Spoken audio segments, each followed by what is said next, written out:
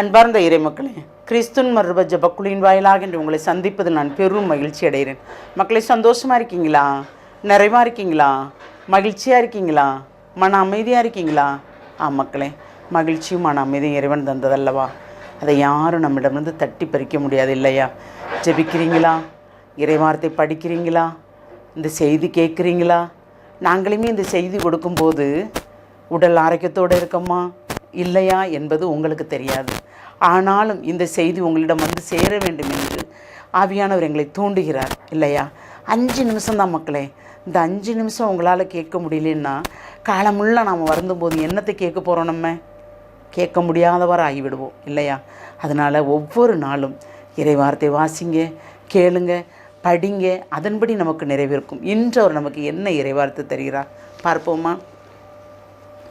திருத்தூதர் யாக்கோப்பு எழுதிய திருமுகம் அதிகாரம் 1 இறை வார்த்தை 15 18 முடிய. பின்னர் தீய நாட்டம் கருக்கொண்டு பாவத்தை பெற்றெடுக்கிறது. பாவம் முழு வளர்ச்சியடைந்து சாவை விளைவிக்கிறது. என் அன்பார்ந்த சகோதர சகோதரிகளை, ஏமாந்து போக வேண்டாம். நல்ல கொடைகள் அனைத்தும் நிறைவான வரமெல்லாம் ஒளியின் பிறப்பிடமான விண்ணக தந்தையிடமிருந்தே வருகின்றன. அவரிடம் எவ்வகையான மாற்றமும் இல்லை. அவர் மாறிக்கொண்டிருக்கும் நிழலும் அல்ல. தம் படைப்புக்குள் தம் முதற்கனியாகும்படி உண்மையை அறிவிக்கும் வார்த்தையால் நம்மை ஈண்டெடுக்க அவர் விரும்பினார். Praise the Lord. தம் படைப்புக்குள் முதற்கனியாகும்படி உண்மையை அறிவிக்கும் வார்த்தையால் நம்மை ஈண்டெடுக்க அவர் விரும்பினார். அப்போ அவருடைய வார்த்தையை உண்மையுள்ளதாக நம்ம சொல்லும்போது நம்மகிட்ட தீமை வருமா? தீமை நம்மள்ட கருக்கொள்ளுமா? பிறரை பற்றி புறங்கூறுமா? கூறாது. அன்பு பிறரை பற்றி புறமே கூறாது, பிறருக்கு தீமையும் செய்யாது இல்லையா? அந்த தீமை வரும்போது தான் பாவங்கள் நிறைய வருகிறது. அந்த பாவம் வரும்போது தான் சாவின் விளிம்புக்கு நாம் செல்கிறோம். அப்படி சாவின் விளிம்புக்கு செல்லும்போது நாம் பதறோம் இல்லையா? மரிப்பது நிச்சயம்.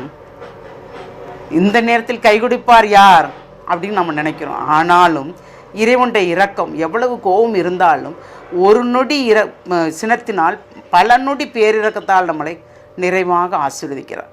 ஒவ்வொருவரும் ஜெபிக்கின்ற போது அதை நாம் உணர வேண்டும்.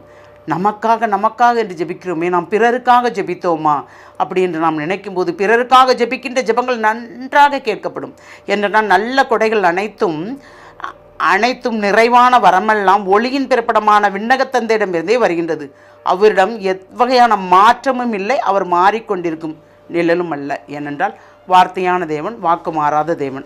வாக்கு மனிதனாக இருந்து நம்மளோடு இருந்து நம்மளை ஒவ்வொரு வார்த்தையும் உறுதியோடு செயல்படுத்துவதற்குண்டான ஆற்றலையும் வலிமையும் நமக்கு கொடுக்கிறார்.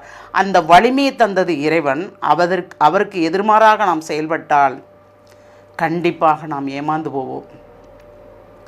நமக்கு நல்ல நிறைவானது இதுக்கு எதுவுமே கிடைக்காது. அப்போ நாம் அவரோடு இணைந்து நடக்கும்போது தான் எல்லாமே நிறைவாக கிடைக்கும். அப்போ நாம் அவரோடு இணைந்து நடந்தோம் என்றால் முதற்கனியாகும்படி அவர் நம்மளை ஆசீர்வதிக்க வேண்டும். ஏனென்றால் அப்படித்தான் அவர் நினைக்கிறார். ஒவ்வொருவரையும், உங்களையும் என்னையும் அப்படித்தான் அவர் நினைக்கிறார். நீ முதற்கனி, நீ எனக்குரிய கனி அப்படி என்று நினைக்கிறார். நாம் அந்த ஆன்மாவை அவரிடம், அவருக்குரிய ஆன்மாவாக நாம் ஒப்படைத்திருக்கிறோமா? எப்போமா அது சிந்தித்திருக்கிறோமா? ஆனால் சிந்திப்பவர்கள் நிறைய இருக்கிறார்கள் இல்லையா? ஏனென்றால் ஒன்றுமே இல்லை ஆண்டவரை என்ன செய்வது என்று கேட்கும்போது அவர்களோடு இணைந்து நடப்பவர்களுக்கு அவர் உதவி செய்கிறார்.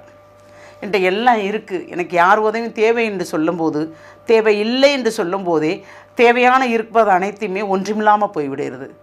பார்த்துட்டு தானே இருக்கோம் நம்ம இல்லையா? மாய உலகங்க. இந்த மாய உலகத்தில் வாழ்வது ரொம்ப கஷ்டம். ஆனாலும் நாம் கஷ்டப்படுகிறோம் என்றால் இஷ்டப்பட்டு கஷ்டப்பட வேண்டும். அப்படி கஷ்டப்படும் போது தான் எல்லாமே நமக்கு நிறைவாக இருக்கும். ஏனென்றால் இது மாதத்தின் கடைசி நாள். இந்த நாள் வரைக்கும், இந்த மாதம் முழுமைக்கும் நம்மளை நிறைவாக ஆசீர்வதித்தார் அல்லவா? அந்த ஆசீர்வுக்கு நாம் நன்றி சொல்ல வேண்டும் அல்லவா? கண்டிப்பாக நன்றி சொல்ல வேண்டும்.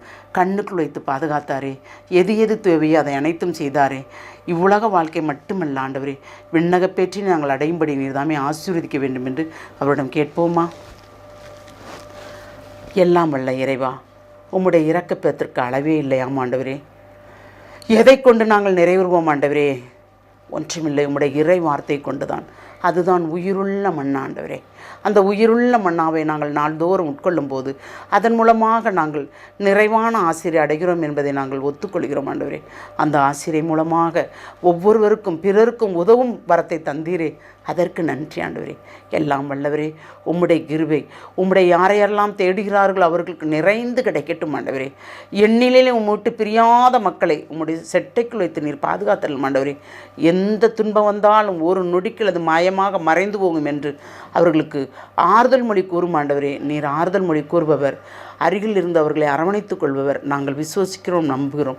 அந்த நம்பிக்கையின் பேரில் நோயுற்றிருப்பவர்களோ, மருத்துவமனையில் இருப்பவர்களோ, நோயால் வருந்துவர்களோ அனைவரையும், பெரியோர்கள், வயது முதிர்ந்தவர்கள், பெற்றோர்களால் பிள்ளைகளால் பெற்றோர்களை ஒதுக்கப்பட்ட நிலை, பெற்றோர்களால் பிள்ளைகள் ஒதுக்கப்பட்ட நிலை, அனைவரையும் உடைய கருத்துக்கள் ஒப்புக் கொடுக்குறோம் ஆண்டவரே.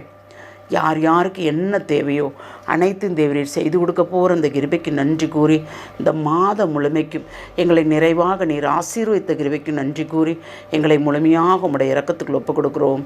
ஜெபம் கேட்கும் நல்ல பிதாவே. ஆமேன், ஆமேன், ஆமேன்.